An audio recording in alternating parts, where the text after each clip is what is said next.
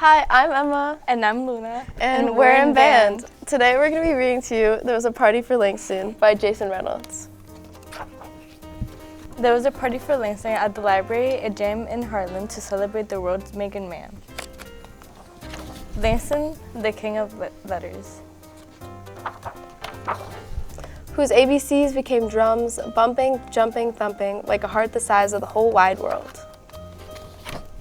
And Langston was the best word maker around, could make the word mother feel like real warm arms wrapped around you, giving a snug hug. Could make the word America look like two friends making pinky promises, to be cool, to be true. Could make the word Harlem sound like the perfect place to have a party.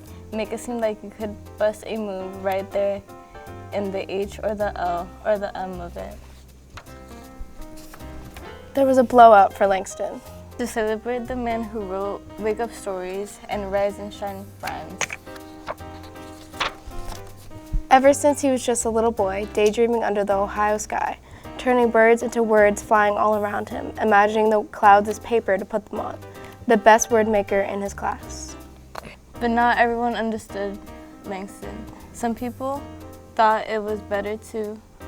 Word breakers thought his spelling deserved yelling, wanted to make the words like free and love and cut them in half, pull them apart, keep all the letters from touching and sharing. Keep the big H's with the little H's and the big A's with the little A's. But Langston, the brave word maker, knew letters were better together and turned them into laughter. And the laughter rang out for years and years, in cities and towns, on trains and tractors, the classrooms and bedrooms, bringing joy to the little and the big.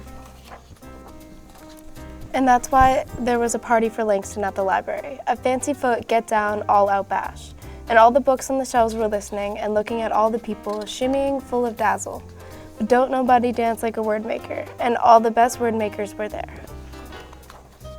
Like Maya, who Langston's language laughter tickled as a child, who grew up reading his words and learned to make words of her own. She could make the word women seem like the word mountains, and the crowd cage feel like the place far, far away. From this library, this party, Maya dressed in constellations, stars dangling from her. She rose up from the floor, flapping like a free bird, flapping so freely with wings unbroken. Amir, another one of Langston's word children, was at the party too.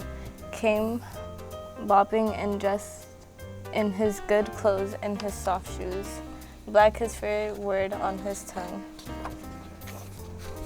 Amir could make the word black sound like it could be red. Could make the word black echo into the future and way back into the past. Back to Langston. Amir came to recite poems at his hero's feet, came to dance boom ba, boom boom, came to offer his rickety radio heart to Langston, the man who wrote his neighborhood as America, and his family as America, and his funky music as America, and America as America too. The man who wrote Maya and Amiri into the world. And Maya and Amiri danced like the best words do together, dazzled together. They held hands and swung and spun and slid, stepping and stomping and boogie boogie wiggling wild. Oh, what a time to gather together, to gather together. Until they lifted their heads to the word-making boy who had grown up to be word-making man, and they had now become the word-making king. To Langston for Langston.